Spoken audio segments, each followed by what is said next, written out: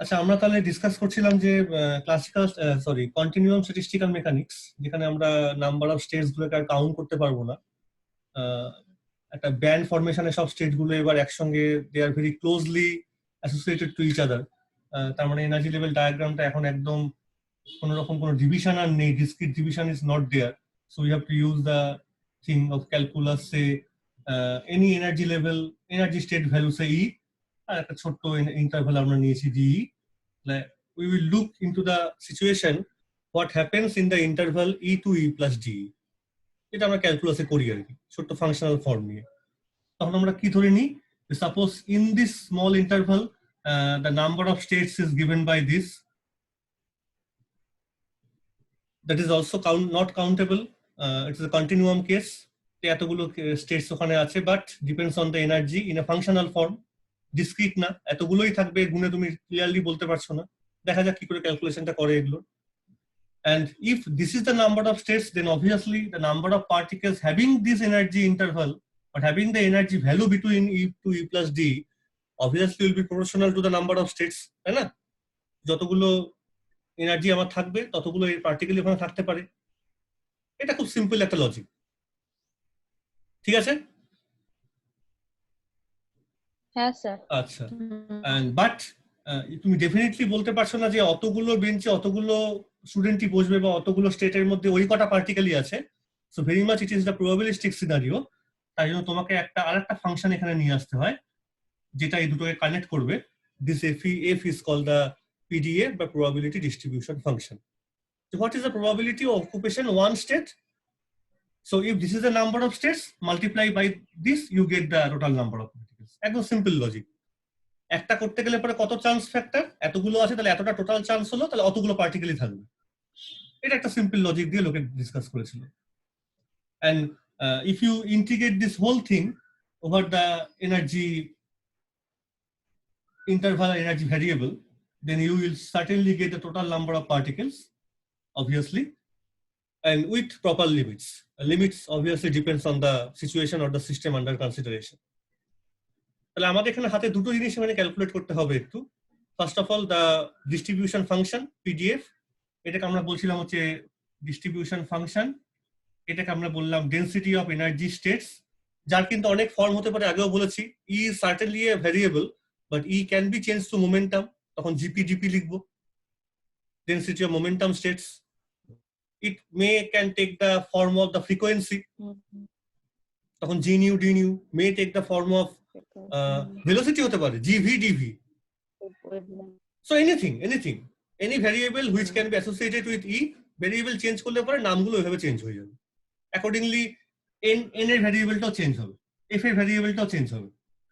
So starting পয়েন্টটা যেহেতু আমরা এনার্জি নিয়ে শুরু করেছি, so will fix up ourself with the energy variable. So এখানে তুমি একটু ফ্লেক্সিবল থাকবে যে we can work with any type of variable, any type of mechanical variable which is associated with the energy. Energy হোক, momentum হোক, velocity হোক, wavelength, frequency, like anything. আর এটাকে আমরা কি বলি, অকুপেশন নাম্বার। তারপর আমরা কি ডিসকাস করলাম, what are the different forms of the probability distribution function. Maxwell বোলজম্যানের একরকম, আমরা এটা নিয়ে একটু ডিসকাসটা দেখে নিই আজকে। এটা আমরা দেখেছিলাম যে এইরকম দেখতে। আমি একটা কোশ্চেন শেষে জিজ্ঞেস করেছিলাম যে কেন এক্সপোনেনশিয়াল এরকম একটা কার্ভ আমরা অ্যাজিউম করে নিই, কি জন্য, লজিকটা কি হতে পারে এটার পিছনে। মানে আমাকে যদি এটা প্লট করতে দেয়, একটা কথা তো বোঝাই যাচ্ছে যে তুমি যদি এটা এখানে প্লট করো আর এখানে তুমি মনে করো টি প্লট করছো, বা ধরো কেবি ইন্টু টি প্লট করছো। কেবি ইন্টু টি মানে কি, এনার্জি ডাইমেনশন, টি কিন্তু টেম্পারেচার, কিন্তু কেবি ইন্টু টি মানে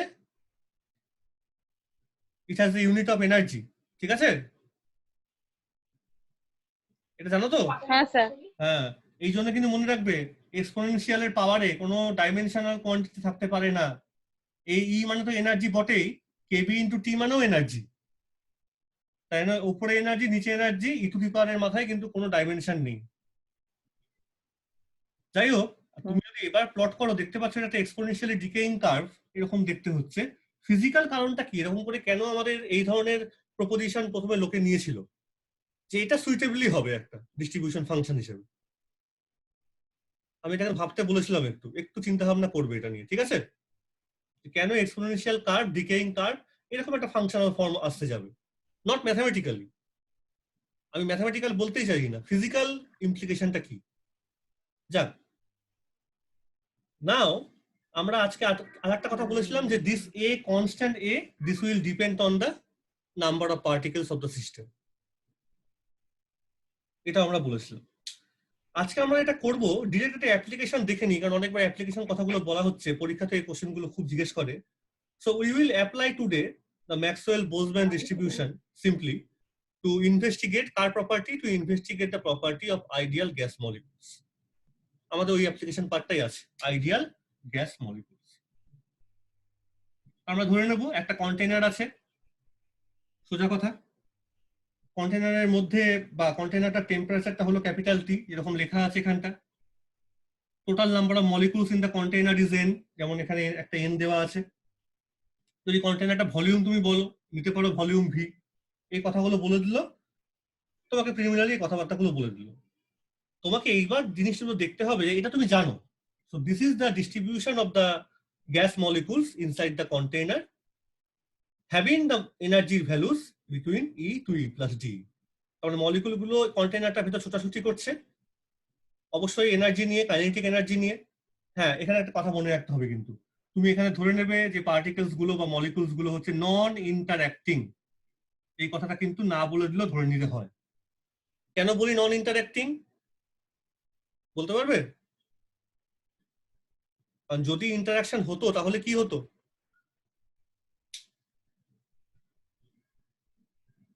কোনো আইডিয়া? মানে স্যার তাহলে ইন্টারাকশন যদি মানে তাহলে হচ্ছে স্যার কাইনেটিক এনার্জি যেটা মানে মানে এমনি তো মানে স্যার কাইনেটিক এনার্জিটা মানে স্যার মানে কনস্ট্যান্ট থাক মানে মানে ফিক্সড হতো না, মানে এক মিনিট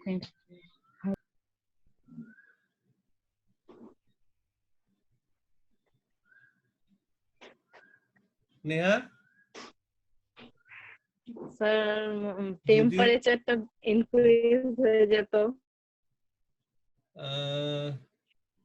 টেম্পারেচার বাড়তো প্রথমেই।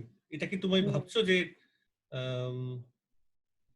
এরকম কি ঘটনাটা নয় যে টেম্পারেচার দিলে পরে তো চেঞ্জ হয়, মানে টেম্পারেচার নিজে থেকে চেঞ্জ হয়ে যাবে ওদের জন্য, তা সাধারণত সেটা হতেও পারে। কিন্তু যদি নিজেদের মধ্যে ইন্টারাকশনটা করে, মানে নিজেদের মধ্যে যদি ধাক্কাধাক্কি করে, সোজা কথা, তাহলে কি হতো? মানে তাহলে স্যার মানে এনট্রপিটা এমনি ইনক্রিজ করতে মানে। আচ্ছা, এটা একটু বাইরের দিকে কথা হয়ে গেল, ঠিক আছে, তোমরা যাচ্ছ আস্তে আস্তে। অ্যাকচুয়াল কি হতো জানো তো, যদি ধাক্কাধাক্কি করতো, মনে করো তুমি কাইনেটিক এনার্জি নিয়ে মুভ করছো, সামনে কোনো একটা দেওয়াল দাঁড়িয়ে বা সামনে তোমার কোনো একটা বন্ধুর সঙ্গে তোমার ধাক্কা লেগে গেল, তাহলে সহজে কি তোমার কাইনেটিক এনার্জিটা কমে যাচ্ছে না? কমে যাবে, হ্যাঁ। আচ্ছা, এবার একটা কথা বলো, এনার্জি কি এরকম করে কোনোদিন মানে ক্রিয়েট বা ডিস্ট্রয় হতে পারে? না, এনার্জি তো কনজার্ভ হতে পারে না, এনার্জি তো কনজার্ভ থাকতেই হবে। তাই যেটুকু কাইনেটিক এনার্জি কমলো সেটা তো হারিয়ে যেতে পারে না। না, সেটুকু, হ্যাঁ। কি হবে তাহলে সেটা? ওই পার্টিকেলটার ওইটা হচ্ছে মানে স্থিতিশক্তি, এই যে হ্যাঁ, তার মানে এই পটেনশিয়াল এইবার আসছো। তার মানে নন ইন্টারঅ্যাক্টিং মানে there is no potential energy part of the particles. The particles are assumed to be free. সবাই ফ্রিলি মুভ করছে। এই কথাগুলো কিন্তু মাথায় রাখতে হবে, ঠিক আছে? নন ইন্টারঅ্যাক্টিং মানে হচ্ছে এইটা, পোটেনশিয়াল এনার্জি পার্ট নেই। যেটুকুন এনার্জি আছে যে কোনো একটা পার্টিকেল, হ্যাঁ তুমি ধরে নাও সব মলিকুল গুলো আইডেন্টিক্যাল তো তুমি ধরছোই। ইনডিস্টিংগুইশেবল, সরি ডিস্টিংগুইশেবল অবশ্যই, কিন্তু আইডেন্টিক্যাল মানে দেখতে যদি একটা গোল হয় প্রত্যেকটাই গোল, একটা গোল হলে আরেকটা রেক্টাঙ্গুলার রং কিছু না, কিন্তু ডিস্টিংগুইশেবল, সেটা তো অন্য কনসেপ্ট হয়ে গেল, আমি ডিসক্রিট কেস তো পড়ছি না। প্রতিটার মাস ধরে নাও m, তখন তার মানে ই মানে তোমাকে বুঝতে হবে যার এনার্জি ই, তার একমাত্র শুধুমাত্র এই এনার্জিটাই আছে। যে মলিকুলটার এনার্জি ই, তার যদি ভেলোসিটিটা ভি হয়, তাহলে ই মানে হচ্ছে total energy, but that is equal to the kinetic energy. কোনো পোটেনশিয়াল থাকবে না এখানটা। বোঝা গেল কি বলছি? শুধু কাইনেটিক। এবার যদি অন্য কারো ই ড্যাশ নাও তাহলে half M V dash square. হুম আমি তো শুধু ই নিয়ে করছি, যার এনার্জিটা ই সেইগুলোকে নিয়ে। অর্থাৎ আমি এখানে ভাবছি যে কোন কোন মলিকুল গুলো আছে যাদের এনার্জি এবার এই ই থেকে ই প্লাস ডি এর মধ্যে। ঠিক আছে, হুম এবার কিভাবে করবো, এগোবো আমরা কিভাবে আস্তে আস্তে। আমাকে এখানে কি বের করতে হবে, তাহলে আমার স্টেটমেন্টে এবার আমাকে বের করতে হবে যে আমাকে সোজা কথা এই জিনিসটা প্রথমে বের করতে হবে, what is the number of molecules having the energy between E to E plus D.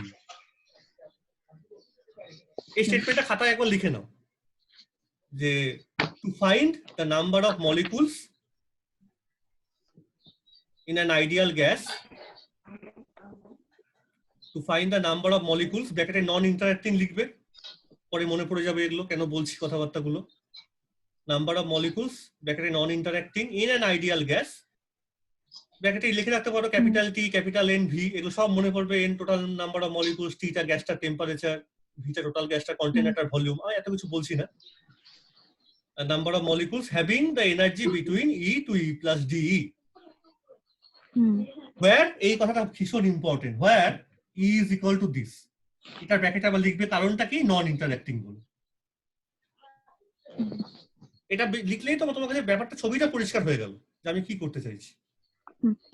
এইবার ওইটুকু রেঞ্জের মধ্যে এবার তোমাকে কিভাবে আমি এক্সপ্রেশনটা বা ক্যালকুলেশনটা করবো, এগোবো, সেইটা করার জন্য অনেক রকম স্টেপ আছে, অনেক রকম প্রসেস আছে।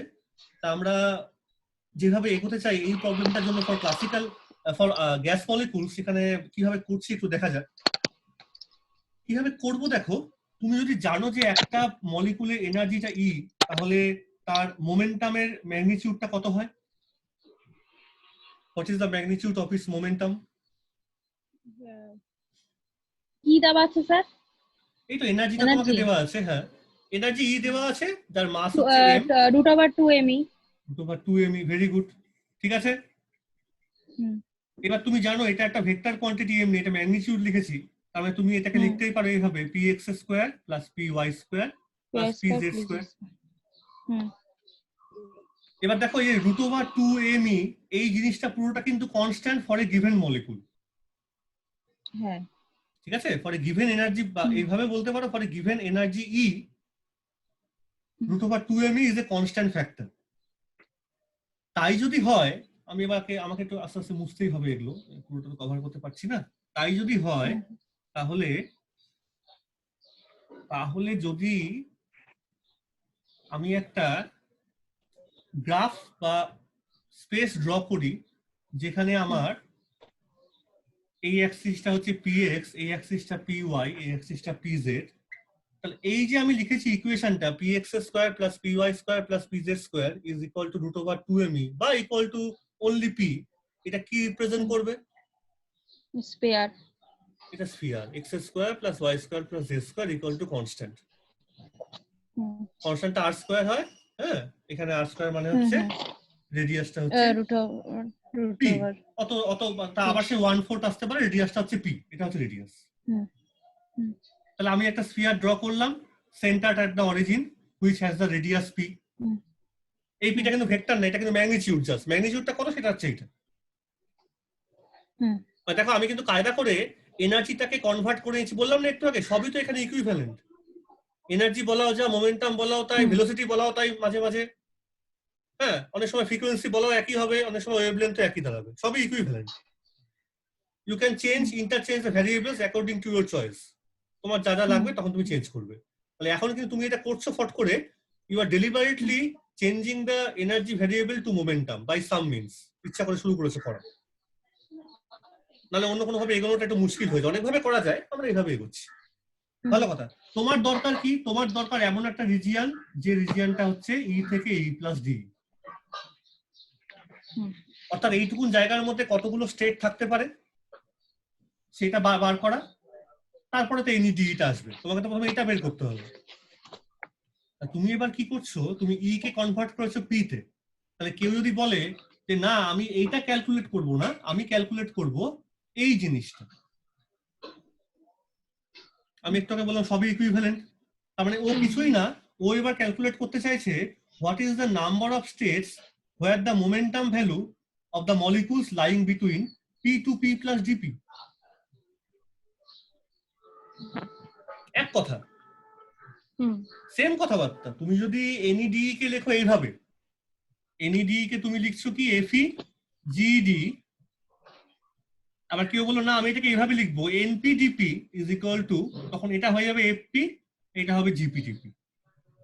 অর্থাৎ যা যা ভ্যারিয়েবল সব তুমি P তে কনভার্ট করে নাও। তাহলে আগের মতোই আমি যদি GD কে ক্যালকুলেট করতে বসে, তাহলে এক্ষেত্রে সে কি ক্যালকুলেট করবে? GPDP। জিপিটিপি GD যদি হয় number of the energy states where the molecules having the energy value between E to E plus DE, মানে কতগুলো এরকম অ্যালাউড স্টেটস থাকতে পারে যেখানে মলিকুলগুলো এনার্জি এরকম রেঞ্জে থাকবে। তাহলে আমি সেভাবে ক্যালকুলেট করতে পারি। একই কথা হবে বলা যে কতগুলো স্টেট থাকবে, how many states are there corresponding to which the molecules have the momentum value between P to P plus DP।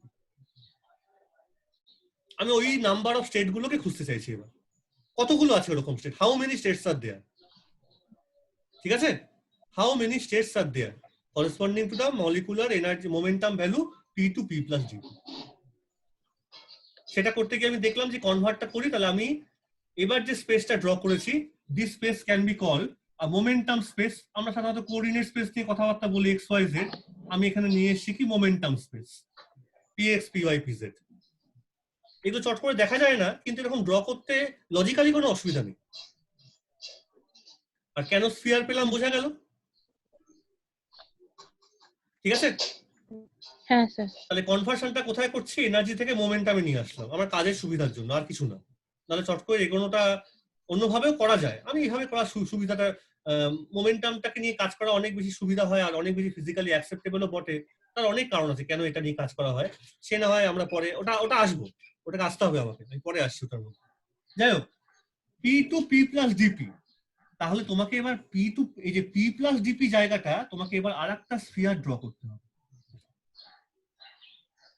Concentric sphere, যে স্ফিয়ারটা রেডিয়াসটা হবে হচ্ছে P plus DP। তার মানে তোমাকে এবার বার করতে হচ্ছে তোমার বেশি ইন্টারেস্ট কোন জায়গাটা, you are interested in this region, হুম এই রিজিয়নটা। কারণ এই রিজিয়নটা মানে এইটুকুন জায়গাটাই তো ডিপি, হুম এইটুকুন জায়গায় কতগুলো স্টেট থাকতে পারে, আমার তো সেটাই বার করার উদ্দেশ্য, হুম ঠিক আছে। হুম তাহলে how many states can be allowed or can be accommodated, মানে যতগুলো স্টেট থাকবে ততগুলো পার্টিকেল থাকতে পারে, এটাই তো কনসেপ্ট আমার। হ্যাঁ হ্যাঁ হ্যাঁ আচ্ছা, এবার কতগুলো স্টেট থাকবে সেটা আমি বার করতে পারি এইভাবে যে এইটুকুন জায়গাটা যতটা বড় ততগুলো স্টেটই থাকবে।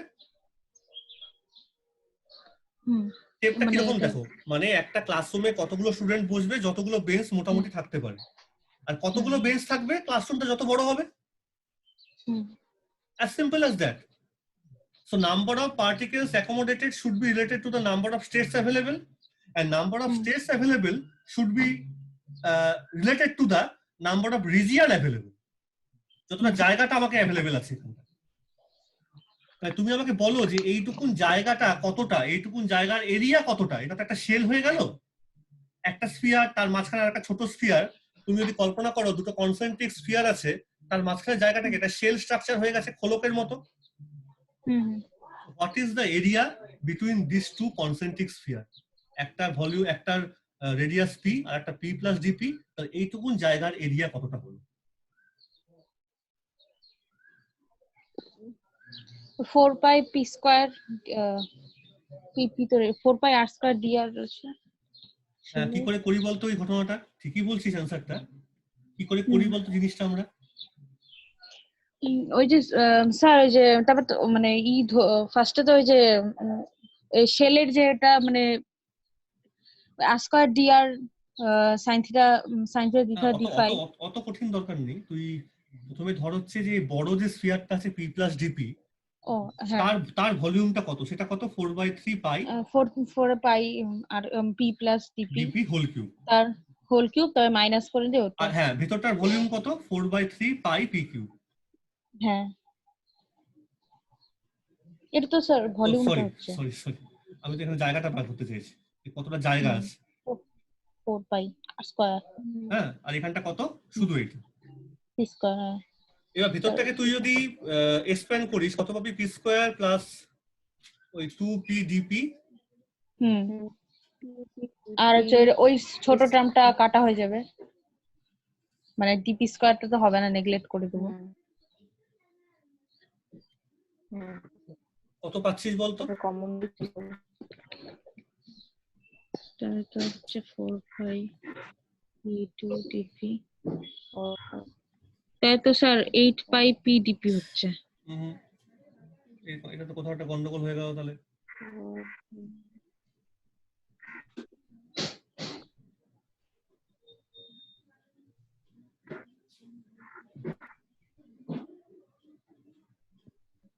একটা জোন হচ্ছে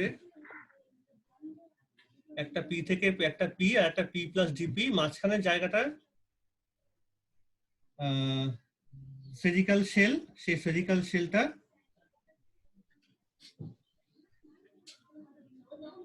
সেই ফিজিক্যাল শেলটার মানে এইটুকুন জায়গাটার ভলিউমটা কত? আমি তো সবসময় ভলিউমটাই বার করছি না, স্কোয়ার কি করব না কিউব করব এখানটা? ভলিউম বের করতে গেলে তো কিউবই করতে হবে। আচ্ছা, আমি এইভাবে ভাবতে পারি, আমরা এটা দিয়ে যদি স্কোয়ার কিউব করতে দুভাবে করা যায়, এটা কোনো অসুবিধা নেই।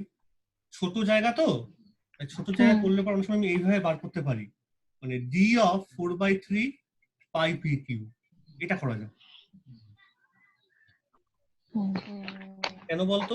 যে এটা তো একটা ছোট্ট ভলিউম, মানে এইটুকুন জায়গাটা মনে কর হচ্ছে, এভাবে তুই ভাব, ভেতরেরটা ভলিউমটা হচ্ছে ভি, ঠিক আছে, আর টোটাল বড়টার ভলিউমটা হচ্ছে, টোটাল বড়টা মানে পুরো ভেতরটাকে নিয়ে ভলিউমটা হচ্ছে ভি প্লাস ডিভি। হ্যাঁ, তাহলে বেসিক্যালি ডিভিটা হচ্ছে এইটা, মানে এই ভলিউমটা যা পেলাম মাইনাস ভি।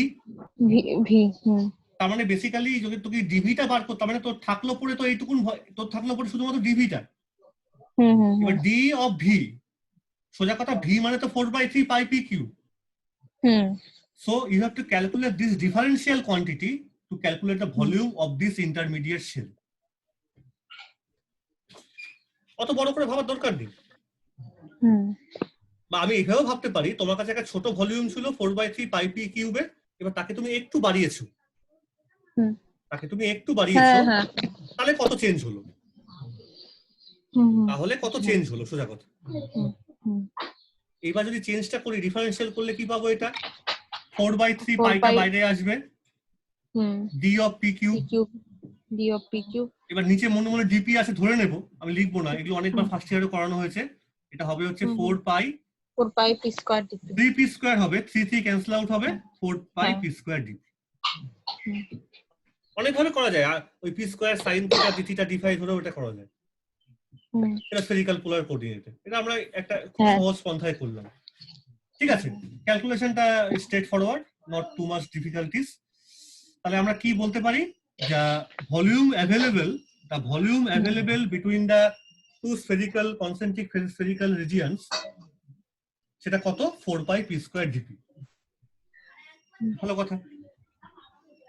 তোমাকে বের করতে হবে এই জিনিসটা। এটা কি জিনিস মুখে বলো, এটা কি?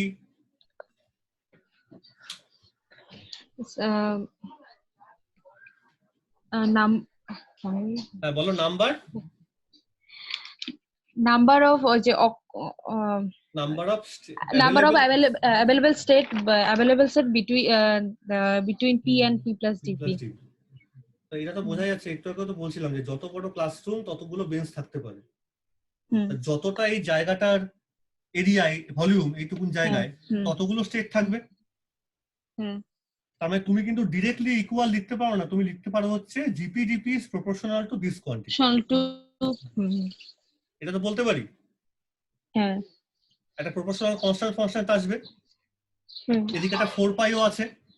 তাহলে আমি একটা কাজ করতে পারি, তুমি এটাকে একটা কনস্ট্যান্ট দিয়ে লেখো, লেখাটা উচিত আর কি। আমি তো প্রথমে একটা এ আর লিখবো না, আমি বি দিয়ে লিখছি। এ কিন্তু আছে, ওই এ ফিটার মধ্যে এ ছিল না, আমি এটাকে আনছি না। হ্যাঁ, তাহলে আমি এটা বলতে পারি, দেখো মানে এটা কিন্তু নাম্বার, আর এটা কিন্তু একটা হচ্ছে, মানে এটা হচ্ছে হাউ মেনি আর এটা হচ্ছে হাউ মাচ।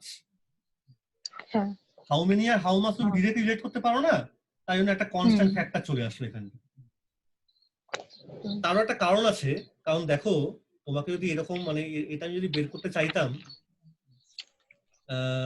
এটা আমি পরে যখন বলবো ফার্মি ডিরাক বা বোস আইনস্টাইন তখন পার্থক্যটা বুঝতে পারবো, আমি এখন আসছি না, যাই হোক এর মধ্যে। ঠিক আছে, BP B p square dp হলো।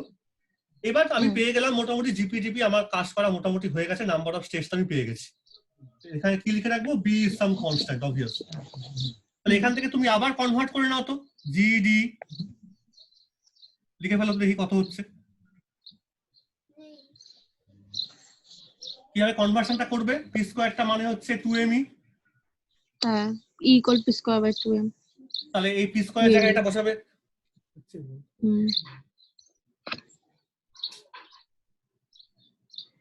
P square equal to 2me। তাহলে এবার আর এটাকে ডিফারেন্সিয়েট করো, নিজের হাতে করো খাতার মধ্যে একটু, একবার যদি দেখেছি এখানে আসতে হবে।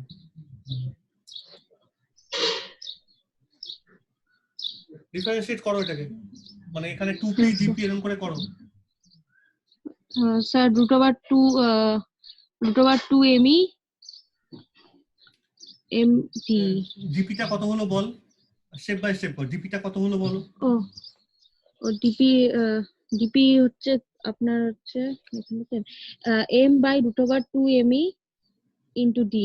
হ্যাঁ, m by √2me into d, তো ডিপিটাও পেয়ে গেছি, আর এখান থেকে পি স্কয়ার পেয়ে যাওয়া মানে পি স্কয়ারটা বসিয়ে দিতে পারছি।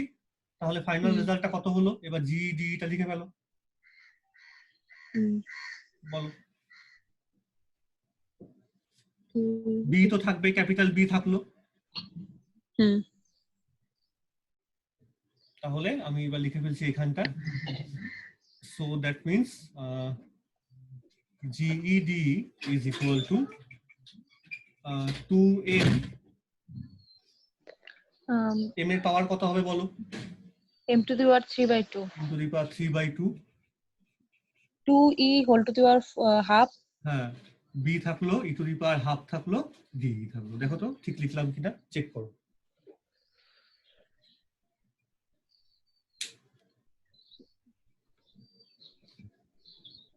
স্যার ওই যে 2 তো একটা হাফ হবে না 2 এর পাওয়ার? না, একটা তো পি স্কয়ার ছিল যে। হ্যাঁ স্যার, ওটা তো মানে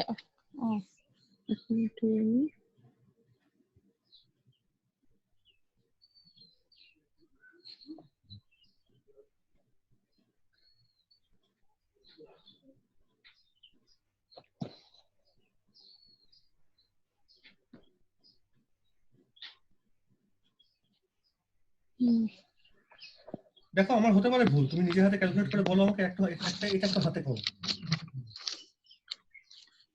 হ্যাঁ স্যার, মানে হচ্ছে পি স্কয়ার মানে তো 2me, 2me, আর হচ্ছে ওই হ্যাঁ ডিপি মানে হচ্ছে md √2me। হ্যাঁ হলো। হ্যাঁ, তো স্যার যে √2me তো বাই আকারে আছে, আর ওটা ইনটুতে, তার মানে হচ্ছে উপরে চলে যাবে, মানে b ইনটু √2me, আর একটা m ছিল m আর d। তাহলে স্যার মানে বল কি চেঞ্জ করব তাহলে বলো। মানে স্যার 2 এরও পাওয়ার হাফ হবে, মানে 2 আর d ঠিক টা আছে, আমি করছি না, তুমি বলবে ক্যালকুলেশনটা কি হলো, ঠিক আছে, তাহলে √2 হবে যদি হয়। আশা করছি ইউ আর রাইট, আমি তোমাদের দিকে স্টিক রাখছি, তাহলে √2 লিখলাম, কোনো অসুবিধা নেই। তা যখন এবার জিডি পেয়ে গেছি, ঠিক আছে, দেখো নেট, একটা কথা এই মাঝখানে বলি, যখন তোমরা এরপর কম্পিটিটিভ পরীক্ষা দেবে, নেট গেট বা কিছু নেটের পরীক্ষার জন্য বলি, আমি টুক করে একটা কথা এখানে বলে নিই। দেখো জিডি কি দেখতে পাচ্ছ বলতো, proportional to E to the power half না,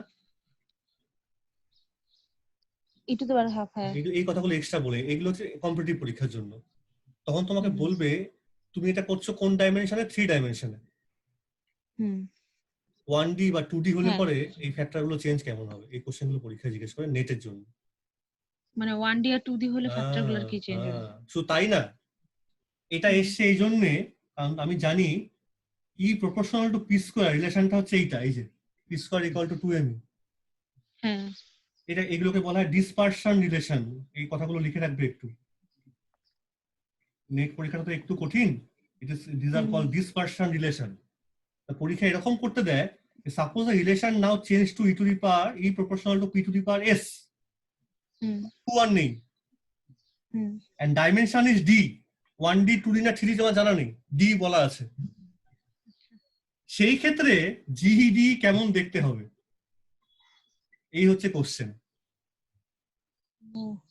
সিস্টেমটা ডি ডাইমেনশনাল, dispersion রিলেশনটা হচ্ছে E proportional to P to the power S. Okay, now tell me, or the question is how GD will depend on E, মানে নিশ্চয়ই E to the power D R S এর মধ্যে কিছু একটা relation থাকবে।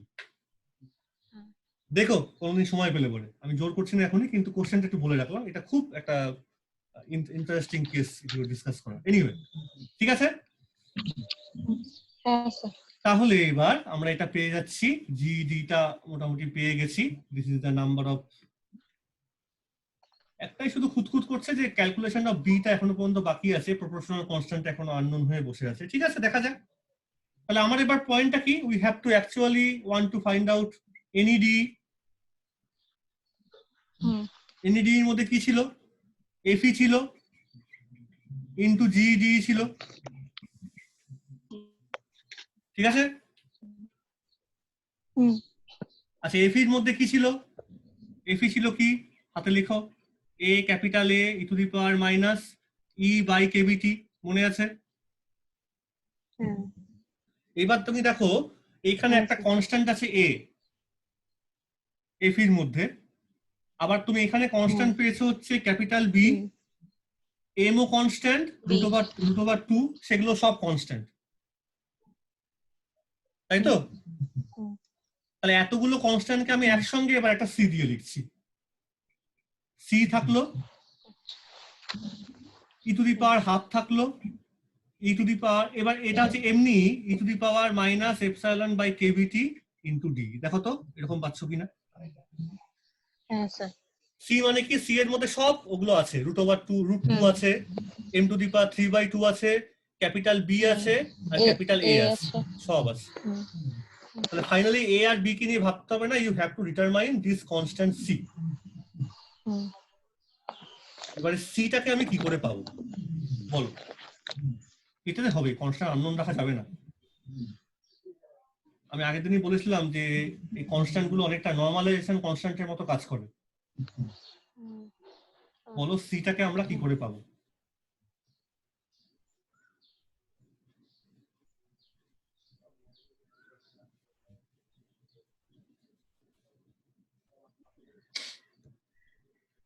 কি বললাম, টোটাল নাম্বার অফ মলিকুলস কত, সেটা এটা না, এটার কন্ডিশন দেওয়া আছে। নাও সাপোজ তোমাকে বলে দেওয়া আছে, ধরে নাও যে মলিকুল গুলো লোয়েস্ট এনার্জি হতে পারে, কাইনেটিক এনার্জি, তো কাইনেটিক এনার্জি নেগেটিভ হতে পারে না, হতে পারে কি,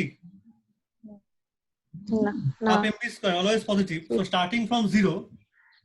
কিন্তু এখানে একটা মুশকিল হলো, তোমাকে বলা হলো 0 আর হাফ না, ম্যাক্সিমাম এনার্জিটা তোমাকে বলা হলো, maximum energy can be as high as infinity, তোমাকে বলে দেওয়া হলো।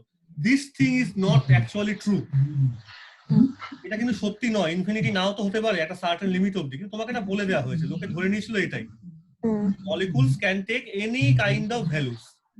এটা কিন্তু বোলজম্যান নিজে বা ম্যাক্সওয়েল নিজে অ্যাজিউম করেছিল। এটা ক্লাসিক্যাল থার্মোডাইনামিক্স থেকেই বলা হয় যে inside the gas container molecules can have any energy value starting from 0 to as high as infinity. এবার তুমি এটাকে এখানে বসিয়ে দাও, ইন্টিগ্রেটটা করো, তাহলে পাচ্ছ তুমি হচ্ছে ই টু দি পাওয়ার হাফ,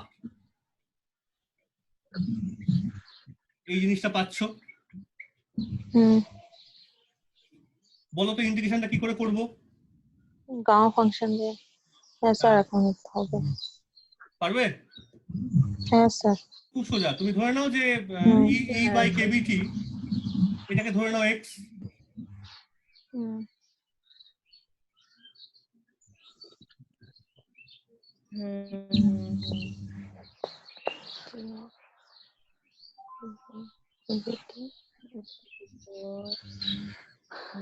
এখান থেকে বলো তো সি এর ভ্যালুটা কত হলো বলবে, করো।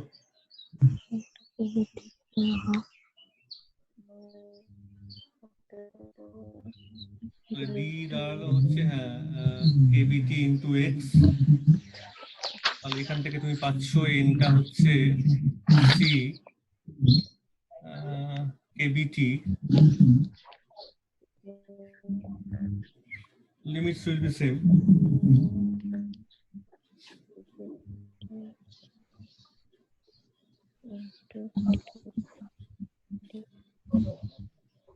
E to the power half মানে x to the power kBt to the power 3/2 factor আসবে একটা। স্যার মানে c equals to n by হ্যাঁ pi to ball. the power half kbt তার whole to the power 3/2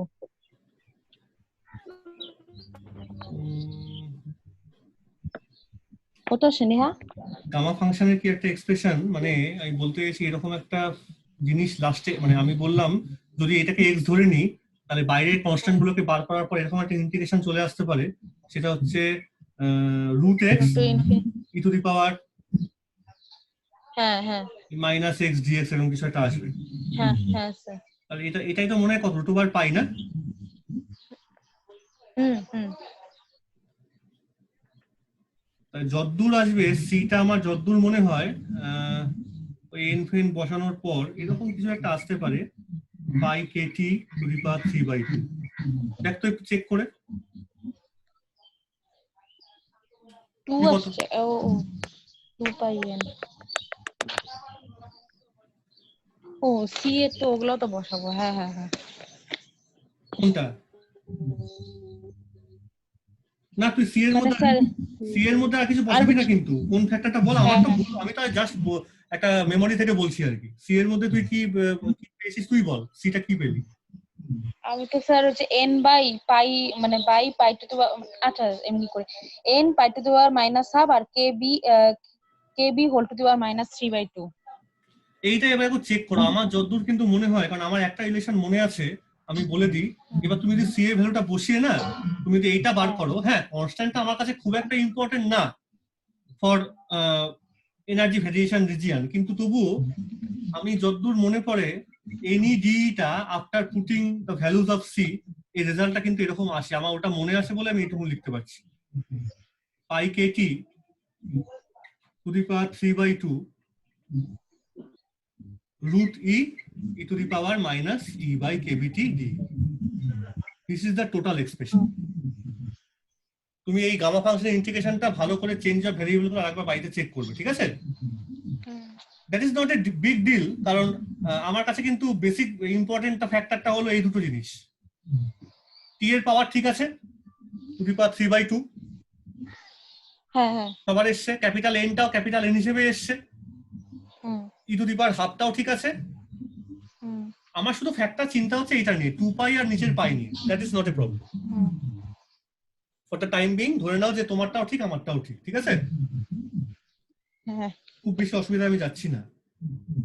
আমার কোশ্চেনটা হলো এইবার যখন আমি পেয়ে গেলাম this is the expression for the or this is the number distribution of the number of the molecules এটা তোমাকে বলা হবে কি this will give you the number of molecules which has the energy between E to E plus D at temperature capital T তোমাকে এটা বলে তুমি পেলে এটা খুব famous formula it is also call molecular energy distribution formula তোমরা first ইয়ারে অনেকবার করেছো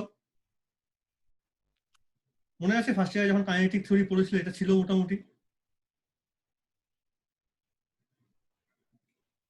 মনে পড়ে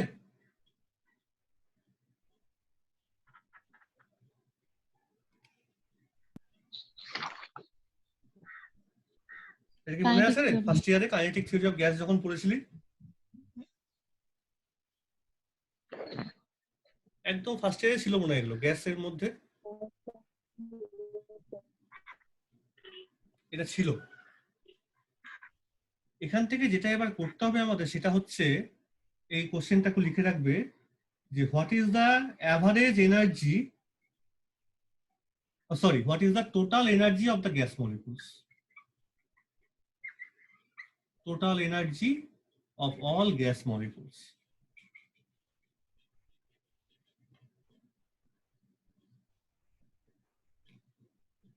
কি করে করব বলতো দেখি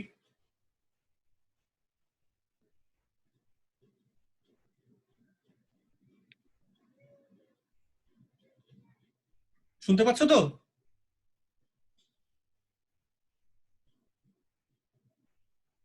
হ্যালো,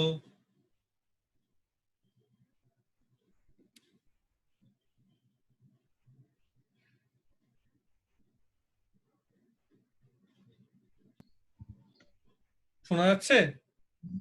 হ্যাঁ স্যার মানে স্যার হোস্ট ইওর মানে ইওর মাইক্রো যে কি microphone is muted by the host. হ্যাঁ এখন ঠিক আছে, ঠিক আছে, শোনা যাচ্ছে তো এখন? আচ্ছা ঠিক হ্যাঁ আছে। আচ্ছা হ্যাঁ তাহলে আমরা এটা কি পেলাম? এটা হচ্ছে molecular energy distribution formula. Hmm What is the number of molecules which has the energy between E to E plus D? এটা একবার একটু রিচেক করবে ইন্টিগ্রেশনটা, ফ্যাক্টরটা ঠিকঠাক আনার জন্য 2 পাই পাই এর মধ্যে, হ্যাঁ অসুবিধা নেই কোনো। আমার কথা হচ্ছে তোমাকে এবার বলবে, তুমি তো কিছু ক্লাসিক্যাল রেজাল্ট আগেই পেয়েছো থার্মোডাইনামিক্স পড়তে গিয়ে, কাইনেটিক থিওরি পড়তে গিয়ে, তার সঙ্গে মেলাতে চাইছি আমি।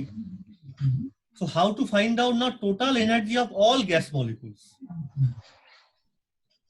কি করে পাবো? তুই এইটুকুন তো জানিস যে আমরা যখন এমনি এনার্জিটা বার করি তখন এইভাবে বার করি না, Ni ইনটু EI করে ডিসক্রিট কেসে।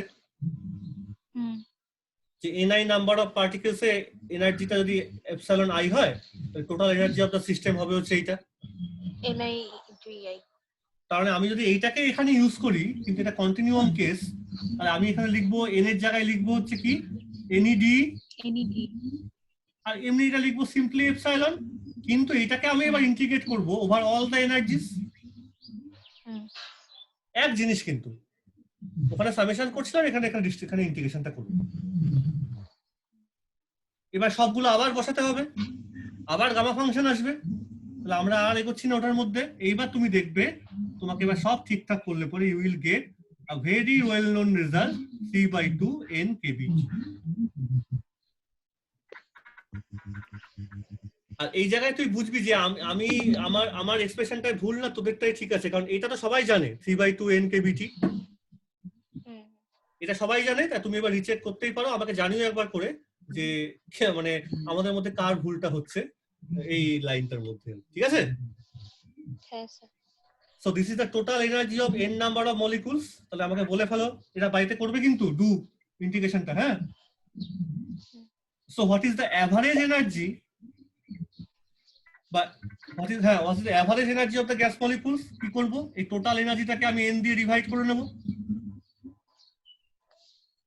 কত পাবো? 3/2। 3/2 kT. ব্যাস, আমরা সবাই জানি এটা 3/2 kT। এটা very well known result. So this is an excellent result using the, এটা অনেক বছর আগে, বহু বছর আগে ম্যাক্সওয়েল বা বোলজম্যান, এটা হ্যাঁ ম্যাক্সওয়েল করেছিল, সেই কবে যেন 1800 কত সালে, 50 সালের দিকে। আমরা আবার স্ট্যাটমেটটা ইউজ করে we have redefine this result, redefine। আমি একটা কোশ্চেন একটু জিজ্ঞেস করি এখানটা, এই যে ই বার অ্যাভারেজ, তুমি এটাকে এইভাবে লিখতে পারো তো, হাফ, যেহেতু সবপুরো এনার্জিটা kinetic energy, so this is nothing but half mv square average. এটা মানে তো, তার মানে এটা দাঁড়াচ্ছে, এখন দেখো m আর হাফটা কনস্ট্যান্ট, তার মানে v square average will be এই 3/2 kT, তাহলে 3 kT বাই m, 2 আর 2 ক্যান্সেল আউট হয়ে গেল, মাস তো কনস্ট্যান্ট, কোনো অ্যাভারেজ হয় না, নিচে চলে আসলো। তাহলে এইবার তুমি যদি এটাকে রুট ওভার করে দাও, কি পাচ্ছ? Root over 3 kT by m। এই জিনিসটা কি, এটা কি ভেলোসিটি বলে? RMS RMS velocity. সব চেনাশোনা জিনিসপত্র পাচ্ছ, ঠিক আছে? সো টোটাল এনার্জিটা ক্যালকুলেশন করলাম using the Maxwell Boltzmann statistics, apply করে ফেললাম। কি সুন্দর সুন্দর জায়গা। একটা কোশ্চেন শুধু আমি এবার লিখে দিই, তোমরা বাড়িতে এটা ট্রাই করো। ডিরাইভ, লিখে নাও কোশ্চেনটা, ডিরাইভ মলিকিউলার স্পিড ডিস্ট্রিবিউশন ল, এই জিনিসটা বার করবে। তার মানে derive the expression for NV/dV। আমরা কি বার করেছি? NED বার করেছি, তোমাকে কি বার করতে হবে? NV/dV। তার মানে তোমাকে এই জিনিসটা, এই যে E equal to half mv square, এইখানে চেঞ্জ অফ ভ্যারিয়েবলটা করতে হবে। যতগুলো E ছিল তাকে V তে নিয়ে যাবে কনভার্ট করে এই এক্সপ্রেশনটার মধ্যে, ঠিক আছে? বোঝা গেল কোশ্চেনটা? Derive the expression for NV dV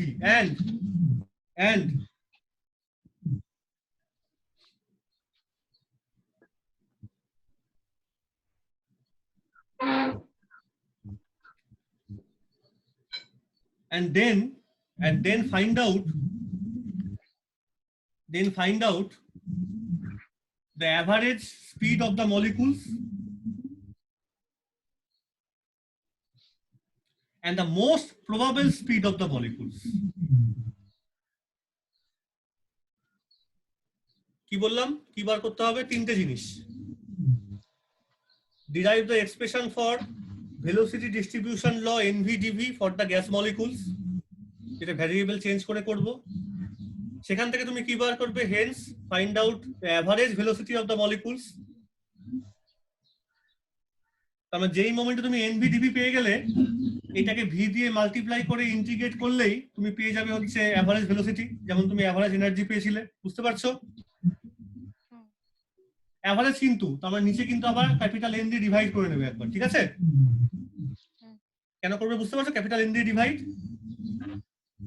মানে তুমি যখন পেয়ে গেলে হচ্ছে NV/dV এর ক্যালকুলেশনটা, NV/dV যেই পেয়ে গেলাম আমরা, এটাকে যদি তুমি ইন্টিগ্রেট করো V দিয়ে মাল্টিপ্লাই করার পর, তাহলে পেয়ে যাবো টোটাল ভেলোসিটি। আমার এটা নিয়ে কাজ নেই, আমার কাজ হচ্ছে এইটাকে এবার টোটালটাকে N দিয়ে ডিভাইড করলে কি পাবো? Average velocity.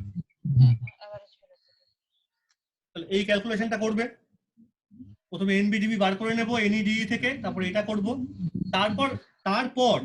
তারপর যেটা করব সেটা হচ্ছে আমরা আবার চলে যাব এই এক্সপ্রেশনটার মধ্যে, NV/dV এর মধ্যে। সেখান থেকে তোমাকে বের করতে দিয়েছে হচ্ছে মোস্ট প্রবাবল স্পিড।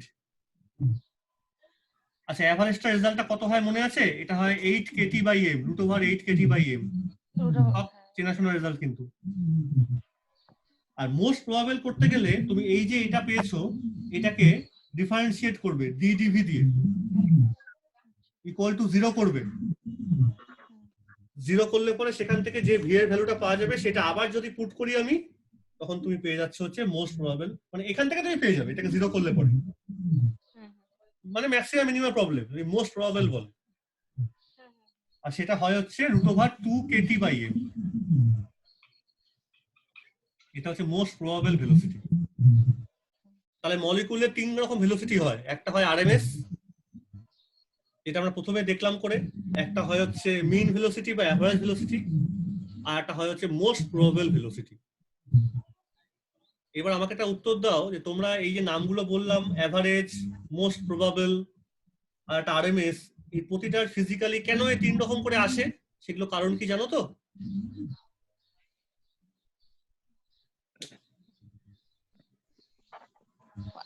আলাদাভাবে কেন আসে স্যার? কেন আলাদাভাবে আসে বা তার ফিজিক্যাল মানেগুলো কি কি প্রত্যেকটা? অনেকবার ছোটবেলায় পড়েছো।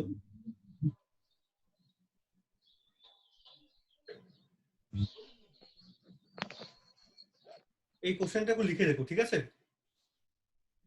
যে what are the origins or why these three types of velocities or originate?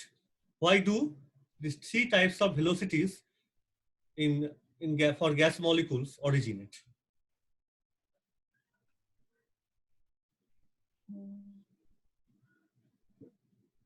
যাই হোক, তার সঙ্গে স্ট্যাটমেন্টের সম্পর্ক আমার কথা, আমার যেটা উদ্দেশ্য ছিল তাহলে যে আমি অ্যাপ্লিকেশনটা করব, কি অ্যাপ্লাইটা করলাম তাহলে পুরোপুরি এখানে ম্যাক্সওয়েল বোলজম্যান স্ট্যাটিস্টিক্স অ্যাপ্লাই করলাম। কোথায় অ্যাপ্লাইটা করলাম? For ideal gas molecules. সেটা অ্যাপ্লাই করে আমরা বার করলাম total energy of the gas molecules. দেখলাম খুব চেনাশোনা রেজাল্ট পাচ্ছি 3/2 NKT। সেটা অ্যাপ্লাই করে আমরা অ্যাভারেজ ভেলোসিটি বার করলাম পার মলিকুল 3/2 kT। সেখান থেকে পেয়ে গেলাম আরএমএস স্পিড √3 kT/m। তারপরে আরো একটু এদিক ওদিক করলে আমরা পেয়ে যাব হচ্ছে ভেলোসিটি ডিস্ট্রিবিউশন ফর্মুলা। সেখান থেকে আমরা পেয়ে যাব আস্তে আস্তে কি অ্যাভারেজ স্পিড আর মোস্ট প্রবাবল স্পিড। ঠিক আছে?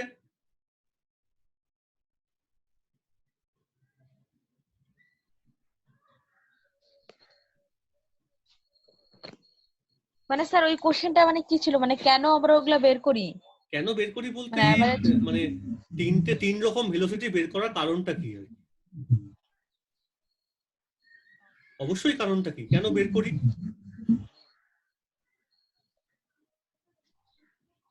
মানে স্যার মোস্ট মানে হ্যাঁ মানে স্যার মানে আমরা তো ওরকম প্রত্যেকটা মলিকিউলস এর তো আমরা এইভাবে ভেলোসিটি বের করতে পারবো না, ওই জন্য আমরা অ্যাভারেজটা বের করি, অ্যাভারেজটা সেটা অ্যাভারেজটাতে মানলাম। কাজ করি। আরএমএস টার মানে কি দাঁড়ালো? তাহলে তো অ্যাভারেজ বার করে শেষ করে দিলেই হতো না, আরএমএস টা কেন তাহলে বের করতে গেলাম?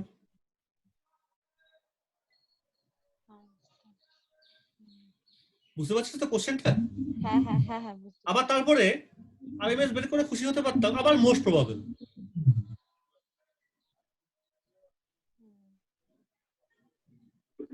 ঠিক আছে, উত্তরগুলো খুব সোজা, খুব একটা কঠিন না, একটু বাড়িতে ভাববে এগুলো, ঠিক আছে?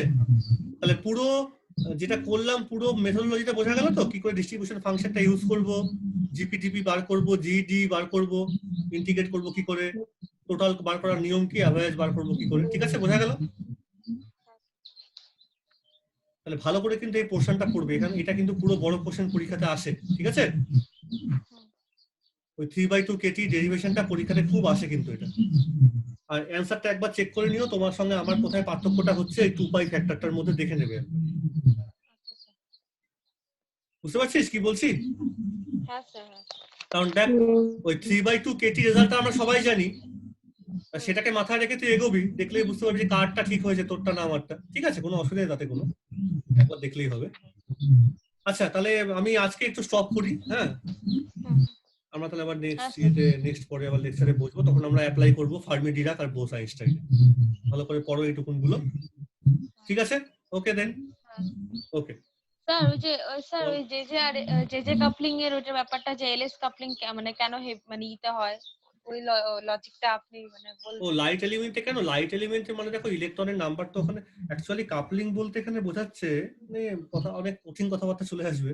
তুমি যদি এটা হ্যামিল্টনিয়ান লেখো, একটা ইলেকট্রন যখন ঘুরে বা দুটো ইলেকট্রন ঘুরছে মনে করো নিউক্লিয়াসের মধ্যে, সেখানে অনেকগুলো টার্ম আসবে। একটা হলো ইলেকট্রন গুলোর সঙ্গে নিউক্লিয়াসের কুলম্বিক অ্যাট্রাকশন এনার্জি, সেই টার্মটা থাকবে। একটা থাকবে ইলেকট্রন দুটোর মধ্যে রিপালসিভ এনার্জি।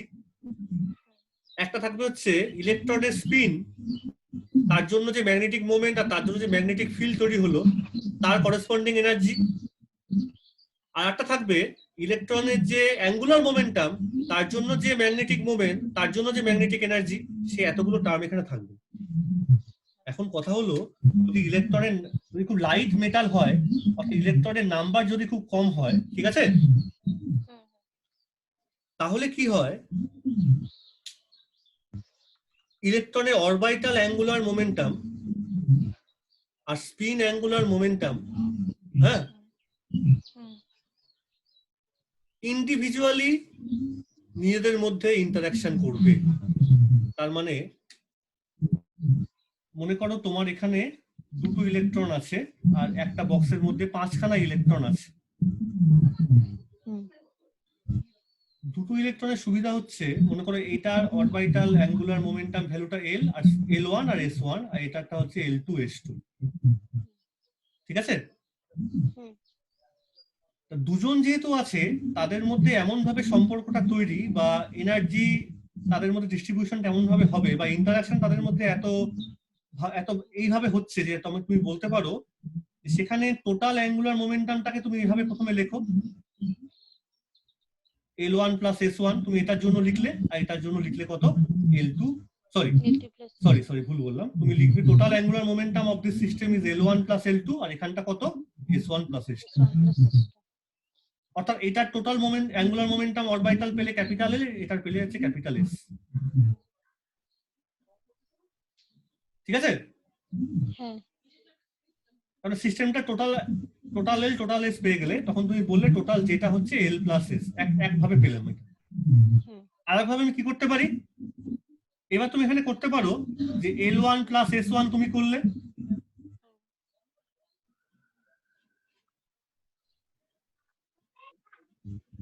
কি করে করছি, L1 প্লাস প্রথমটার জন্য কোটা J1 পেলাম, তারপরটার জন্য করছো L2 প্লাস S2 কি পাবো, J2 পাবো।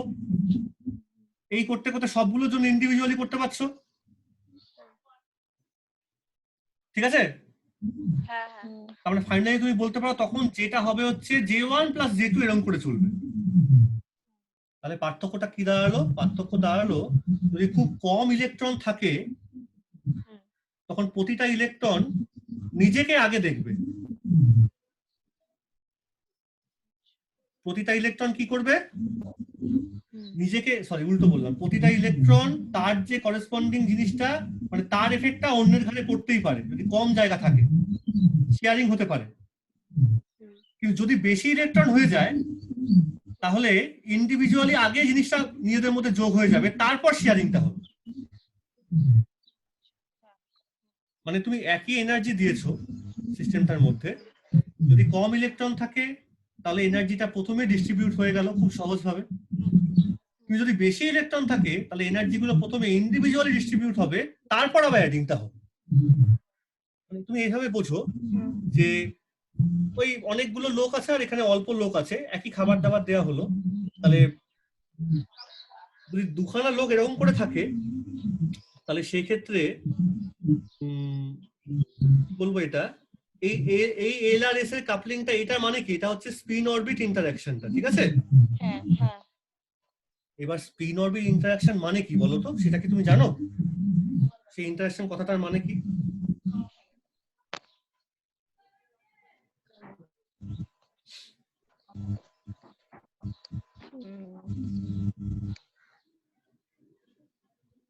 সেই কথাটার মানে কি দাঁড়ালো?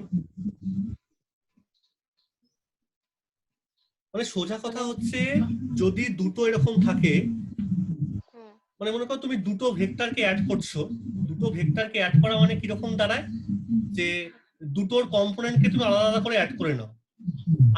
আই ক্যাপ প্লাস মানে একটা তুমি লিখছো হচ্ছে এ ভেক্টরের সঙ্গে বি ভেক্টর অ্যাড করবে, তা তুমি এইভাবে এখানে অ্যাডিংটা করছো যে ax প্লাস bx অ্যাড করছো আর ওদিকে ay প্লাস by অ্যাড করছো, তারপরে তুমি পুরো অ্যাডিংটা করছো, ঠিক আছে? এটা করলে রেজাল্ট তুমি এটা পাবে, একটা রেজাল্ট পেলে। কিন্তু যদি মনে করো প্রচুর নাম্বার অফ ভেক্টর আছে তখন কি তুমি প্রত্যেকটা কম্পোনেন্ট এভাবে বের করতে পারবে? মানে আলাদা আলাদা করে কম্পোনেন্টকে নিয়ে কাজ করবে? ax bx cx dx ex এটা করাটা খুব ডিফিকাল্ট। তখন আমরা কি করি, একটাকে চুজ করার পর তার সামেশনটা নিয়ে একটা পেয়ে গেলাম, পরেরটা bx by করে ফেললাম, তারপর একটা cx cy, এইভাবে চললো আবার। তারপর লাস্ট টাইমে total x component total y component সেইভাবে যোগ করলাম। তাহলে সেটা কখন করা হয়? যখন মেনি ভেক্টর সিস্টেম হয়। দেখো এই যে কম্পোনেন্ট লিখেছি এল এস বা জে, এই সবগুলো কিন্তু ভেক্টর কোয়ান্টিটি। তুমি তো অঙ্কের দিক দিয়ে ভাবো তাহলে তুমি বলতে পারো যদি খুব কম সংখ্যক ভেক্টরকে তুমি অ্যাড করো, মানে যেখানে খুব লো অ্যাটমিক নাম্বার অফ মেটাল, খুব লাইট মেটাল, সেখানে কিন্তু ইন্ডিভিজুয়াল কম্পোনেন্ট গুলোকে তুমি অ্যাড করার পর তারপর সামেশনটা করবে। কিন্তু সেটাই যদি খুব হেভি মেটাল হয়ে যায় যেখানে নাম্বার অফ ভেক্টর কোয়ান্টিটিজ আর হিউজ, সেখানে কিন্তু তোমাকে প্রতিটা ভেক্টরকে আলাদা করে ইনভেস্টিগেট করে তারপর টোটাল ভেক্টরটা এডিশনটা করতে হবে। সেখানে তুমি কিন্তু প্রতিটা ইলেকট্রনের একটা ইলেকট্রনের এক্স, পরেরটার এক্স, তারপরেরটার এক্স তুমি অ্যাড করতে পারছো না। সবগুলোর এক্স ওয়াই আলাদা আলাদা করে তোমায় করে দিতে হচ্ছে। কারণ তুমি যখনই এই L1টার সঙ্গে পরের L2টাকে অ্যাড করতে যাবে তার উপর কিন্তু অন্যটার L3টার এফেক্টটাও L3 বা S3 এফেক্ট করে যেতে পারে, যেহেতু ইলেকট্রন নাম্বারটা অনেক বেশি। অ্যাডিশনটা করতে হবে কিভাবে সেটা তোমাকে শুধু বুঝতে হবে, অ্যাডিশন করার সময় যেন অন্য কোনো এফেক্ট না পড়ে। এবার তুমি বলবে তাহলে স্যার আমরা তো এই জিনিসটা এখানেও অ্যাপ্লাই করতে পারি, L1 প্লাস L2 তো তুমি এখানেও করতে পারতাম, বা সরি আমি এই জিনিসটা তো এখানেও এইভাবে। এটা কিন্তু একটা কথা মনে রাখতে হবে, এলএস কাপলিংটা কিন্তু হেভি মেটালটার জন্য করা যায়, কিন্তু এই জিনিসটা সবসময় এখানটা না করা যায় না। তুমি আগে একটা কাজ করো, ভালো করে একটু দেখো যে ইলেকট্রন যখন মেনি ইলেকট্রন সিস্টেম, ধরো দুটো ইলেকট্রনই আছে, সেখানে কতগুলো এনার্জি টার্ম চলে আসতে পারে যখন হ্যামিল্টনিয়ান তুমি লিখবে। মানে coulomb interaction, spin orbit interaction মানেটা কি? মানে অ্যাঙ্গুলার মোমেন্টাম দুটোর মধ্যে কি করে ইন্টারঅ্যাকশনটা হচ্ছে, ওই যে মিউ এল আর মিউ এস। ইন্টারঅ্যাকশন মানে ইন্টারঅ্যাকশন এনার্জিটা মিউ এল ডট বি, এরকম একটা এনার্জি পাচ্ছ, আবার minus mu S dot B এরকম একটা এনার্জি পাচ্ছ। টোটাল এনার্জিটা হবে mu L plus mu S dot B. হ্যাঁ টোটাল এনার্জি। এটা হতে পারে একরকম কেসে। আবার এরকম হতে পারে যে টোটাল এনার্জিটা হচ্ছে মিউ জে ডট বি। অর্থাৎ এইখানে এনার্জিটা তোমার কিভাবে হয়েছে, যে ইন্ডিভিজুয়াল ইলেকট্রন গুলো প্রতিটা ইলেকট্রন ম্যাগনেটিক ফিল্ডের সঙ্গে ইন্টারঅ্যাক্ট করার পর তুমি এনার্জিটাকে এভাবে পেয়েছো। কিন্তু এইখানে হয়েছে সবগুলো ইলেকট্রন একসঙ্গে আগে টোটাল একটা ম্যাগনেটিক মোমেন্ট তৈরি করেছে বড়, সেই বড় ম্যাগনেটিক মোমেন্টটা এবার ম্যাগনেটিক ফিল্ডের সঙ্গে ইন্টারঅ্যাক্ট করছে। আবার বলছি, এখানটা কি করছো, প্রতিটা ইলেকট্রন যেহেতু ঘুরছে তারা প্রত্যেকে হচ্ছে ডাইপোল। ইন্ডিভিজুয়াল ডাইপোল হতে পারে দুরকম ভাবে, একটা স্পিনের জন্য একটা অরবিটালের জন্য। যদি কম ইলেকট্রন থাকে তাহলে অরবিটাল আর স্পিনটা আলাদা আলাদা ভাবে গিয়ে ইন্টারঅ্যাক্ট করবে ম্যাগনেটিক ফিল্ডের সঙ্গে গিয়ে। আর যদি বেশি সংখ্যক ইলেকট্রন থাকে তাহলে অরবিটাল আর স্পিনের কোনো অস্তিত্ব আলাদাভাবে থাকবে না, তারা মিলেমিশে আগে টোটাল একটা জিনিস তৈরি করবে, সেটা গিয়ে এবার মিশে গিয়ে বি এর সঙ্গে ইন্টারঅ্যাক্ট করবে। বি ম্যাগনেটিক ফিল্ডটা ধরে নাও তুমি বাইরে থেকে অ্যাপ্লাই করেছো। ম্যাগনেটিক ফিল্ড অ্যাপ্লাই করা মানে ও তো খুঁজবে ভেতরে যে কোথায় কোথায় ম্যাগনেটিক ডাইপোল আছে। ডাইপোল দুভাবে তৈরি হয়, আমি আগের দিনে বলেছিলাম। ডাইপোল দুভাবে তৈরি হয়, একটা কিসের জন্য, অরবিটাল মোশনের জন্য, আর একটা স্পিন মোশনের জন্য। ঠিক আছে? এবার দুটো ডাইপোলের জন্য এনার্জি সবসময় আমি পাই হচ্ছে এইটা মাইনাস মিউ ডট বি, এটা হচ্ছে এনার্জি ডাইপোলের। কিন্তু তার মানে হবে কি মিউ এল ডট বি আর মিউ এস ডট বি। এটা যদি হয় এরকম mu L dot B mu S dot B, তখন টোটাল এনার্জিটা হলো হচ্ছে mu L plus mu S dot B, minus sign দিয়ে অবশ্যই। কিন্তু এটা তখনই হবে যদি ইন্ডিভিজুয়াল স্পিন আর অরবিটাল মোশনটা ইন্ডিভিজুয়ালি আলাদা আলাদা ভাবে গিয়ে এক্সটার্নাল ফিল্ডের সঙ্গে ইন্টারঅ্যাক্ট করে। আর এটা তখনই সম্ভব হবে যদি নাম্বার অফ ইলেকট্রন কম হয়। অর্থাৎ ইলেকট্রন কম হলে পরে বাইরের ফিল্ডটা তখন ভেতরের ইলেকট্রনের মোশনকে আলাদা করে ইনভেস্টিগেট করতে পারবে বা ডায়াগনোসিস করতে পারবে। মানে ও যখন দেখবে ভেতরে তাকিয়ে বাইরের ফিল্ডটা, ধরো তুমি বাইরের ম্যাগনেটিক ফিল্ড তুমি মাইক্রোস্কোপ দিয়ে দেখছো, তখন ভেতরে ইলেকট্রনটা অরবিটাল আর স্পিন মোশন প্রতিটার মোশনকে তুমি আলাদা করে দেখতে পাচ্ছ, কারণ কম ইলেকট্রন আছে তো, এই জন্য কম আছে ওখানটা। আর যে বেশি হয়ে গেল তখন ও প্রত্যেকটা আলাদা করে দেখতে পারলো না, তখন যেন ও দেখবে যে এল আর এস প্রতিটার জন্য দেখতে পাচ্ছে কিন্তু এল আর এস কে ডিস্টিংগুইশ করতে পারছে না, এল আর এস মিশে গিয়ে জে হিসেবে দেখছে। কারণ এত কোটি কোটি ইলেকট্রন তখন হয়ে গেছে যে দুটোকে সেপারেট করার মতো ওই বাইরের ফিল্টারের শক্তি নেই। সমস্ত কিছু শক্তির উপর ডিপেন্ড করছে। বাইরের ফিল্ডটা স্ট্রং, তুমি যদি একই ফিল্ড দাও, একই রকম ফিল্ড তুমি দিয়েছো, তুমি ফিল্ডটাকে তো বাড়াওনি। আমরা তুমি এটা উল্টো কথা এটাও সত্যি, যদি এই এফেক্টটাকে বুঝতে হয় ইন্ডিভিজুয়ালি, যদি বেশি ইলেকট্রন থাকে তখন তোমাকে বাইরে থেকে বেশি ফিল্ড দিতে হবে। তুমি যদি একই রকম ফিল্ড দাও আর ভেতরে প্রচুর ইলেকট্রন থাকে, তখন ভেতরের ইলেকট্রন গুলোর অরবিটাল আর স্পিনের জন্য তৈরি যে ম্যাগনেটিক ফিল্ডটা, ইন্টারনাল ম্যাগনেটিক ফিল্ড অনেক বেশি। দেখো ফিল্ড কিন্তু দুরকম, একটা হচ্ছে অরবিটাল আর স্পিনের জন্য ভেতরে যে ফিল্ড তৈরি হচ্ছে, আর একটা ফিল্ড হচ্ছে বাইরে থেকে তুমি যে ফিল্ডটা দিয়েছো। আর যখন ভেতরের ফিল্ডটা স্ট্রং তখন তুমি পাচ্ছ জে জে কাপলিং, বাইরের ফিল্ড আলাদা করতে পারছে না। আর বাইরের ফিল্ডটা স্ট্রং তখন সে ভেতরে দুটোকে আলাদা করে দেখতে পাচ্ছে, তখন তুমি পেয়ে যাচ্ছ এলএস কাপলিং। কাপলিং মানে তুমি কখন এনার্জিগুলোকে তুমি কিভাবে লিখবে, minus mu A dot B ভাবে লিখবে নাকি এইভাবে লিখবে mu L plus mu S dot B ভাবে, এই দুটো হচ্ছে পার্থক্য। ঠিক আছে? বেশি ইলেকট্রন হলে তার মানে বাইরের ফিল্ড আলাদা করতে পারবে না, দুটো মোশনকে প্রতিটা ইলেকট্রনে ধরে ধরে আলাদা করতে পারবে না। ওর মনে হবে আমি ইলেকট্রন গুলোর দুটো মোশন একসঙ্গে হয়ে সবগুলো যে যে যে যে হয়ে আছে, সবাইকেও দেখবে ভালো করে, কিন্তু প্রত্যেককে আবার ভেতরে ঢুকে প্রত্যেকটাকে দুটো ভাগে ভাগ করে দেখবে না, অত ক্ষমতাও নেই, অত এনার্জি খরচা করতেই চাইবে না। যদি কম ইলেকট্রন না থাকতো তাহলে ঠিক আছে, চল আমি ভেতরে ঢুকলাম, তোদেরকে আবার দুভাগে ভাগ করলাম এল আর এস, আমার ওইটুকুন ক্ষমতা আছে, আমার কোথায় বাধা দিতে পারবি না। কিন্তু বেশি ইলেকট্রন হলে পরে ওই ভেতরে ঢুকবে আবার তাকে দুভাগে ভাগ করলো অরবিটাল স্পিন দিয়ে, না সেটা সম্ভব না। এই জন্য লো মেটালের জন্য ওই এল আর এসটা আলাদা আলাদা ভাবে দেখতে পাওয়া যাচ্ছে। ঠিক আছে, হ্যাঁ স্যার। আর একদিন ভালো করে স্টার্টিং থেকে আবার এটা একটু বুঝবো। আপাতত এইটুকুন দেখে একটু পড়ো, আবার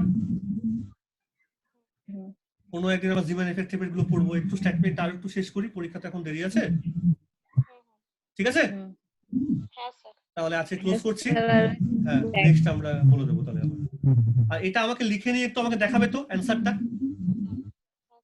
যে ব্ল্যাক বডির রেডিয়েশনের ক্ষেত্রে আলফাটা যে 0 হয় ওটা একটুখানি পড়েছিলাম স্যার। আমাকে তাহলে লিখে পাঠা না একটু।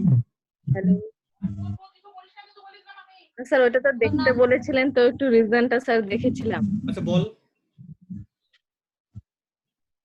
ওখানে মানে বলা ছিল যে ব্ল্যাক বডি চেম্বারটা যেহেতু মানে ফোটন নাম্বারটা কনজার্ভ থাকে না, মানে অ্যাবজর্পশন আর এমিশনের জন্য, ওর জন্য হচ্ছে ওই যে of del N is equal to যে ওই প্রপার্টিটাকে হোল্ড করে না, ঠিকই বলেছিস।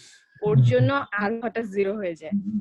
হ্যাঁ, অঙ্কটা করে পরে দেখাও যাবে, কিন্তু অ্যাকচুয়াল ফিজিক্যাল কারণটা হচ্ছে মানে এটা কোনো রেস্ট্রিকশন নেই যে কতগুলো ফোটন ভেতরে তৈরি হচ্ছে বা কতগুলো ফোটন বাইরে বেরিয়ে যাবে। এই দুটো নাম্বারের মধ্যে যদি সমান সংখ্যক ভাবে হতো তৈরি কনস্ট্যান্ট বাইরেটা, তাহলে ব্যাপারটা কনস্ট্যান্ট থাকতো। সেটা হচ্ছে না বলেই কিন্তু ওই আলফাটা দেখানো যাবে যে কেমিক্যাল পটেনশিয়ালের সঙ্গে এটা রিলেটেড। মানে ওই একটা মিউ বলে ফ্যাক্টর আসে, ডেল জি ডেল এন করলে গিভস ফ্রি এনার্জি, অনেক ব্যাপার আছে এর মধ্যে, সেটা ইকুয়াল টু 0 হয়ে যায়। ঠিকই বলেছিস, নাম্বার অফ ফোটনসটা ওখানে কনস্ট্যান্ট থাকে না, কারণ যে পরিমাণ তৈরি হচ্ছে ফোটন সেই রকম পরিমাণ ফোটন বাইরে বেরোতে নাই পারে। কারণ কতগুলো বেরোবে সেটা ডিপেন্ড করছে যে বাইরে কি ম্যাটার আছে, সে কিভাবে রেডিয়েশনটার সঙ্গে ইন্টারঅ্যাক্ট করবে। সেখানে পেয়ার প্রোডাকশন হচ্ছে বাইরে, নাকি ফটো ইলেকট্রিক এফেক্ট হবে, আর নাকি কম্পটন এফেক্ট হবে, তার উপর ডিপেন্ড করে ফোটন গুলো ওখানে বাইরে বেরোবে। ব্যাপার আছে। আর ভেতরে তৈরি হওয়াটা তো ভেতরে টেম্পারেচারের উপর ডিপেন্ড করছে, কতগুলো স্ট্যান্ডিং এর ভেতরে তৈরি হয়, দুটো তো সেম, দুটো তো একই প্রসেস নয়। সেই জন্য তৈরি হওয়া ফোটনের আর ধ্বংস হওয়া ফোটনের দুটো নাম্বার সেম না। ঠিকই বলছিস, ঠিক আছে। তোরা তাহলে আমাকে এই যে বললাম যে ডিসকাসটা করলাম J J R LS coupling এর এই ঘটনাটা, লাইট মেটাল আর হেভি মেটাল, একটু লিখে একবার দেখা, লিখে পাঠা এবার। ঠিক আছে স্যার। ছোট্ট করে লিখে, যেমন পরীক্ষায় দেখ 3 নম্বরের নাম্বার দেওয়া আছে, আমাকে লিখে অ্যান্সারটা পাঠায় যেমন। আর পরে আমরা এটা একটু স্টেটমেন্টটা আর বেশি দিন, আর 2-1 দিন শেষ করে দেবো। শেষ হয়ে গেলে আমরা তারপরে ওই এই কোয়ান্টাম গুলো আবার একটু ধরে নেবো। ঠিক আছে, হ্যাঁ স্যার। তাহলে ক্লোজ করছি। ঠিক আছে। ঠিক আছে, হ্যাঁ ঠিক আছে।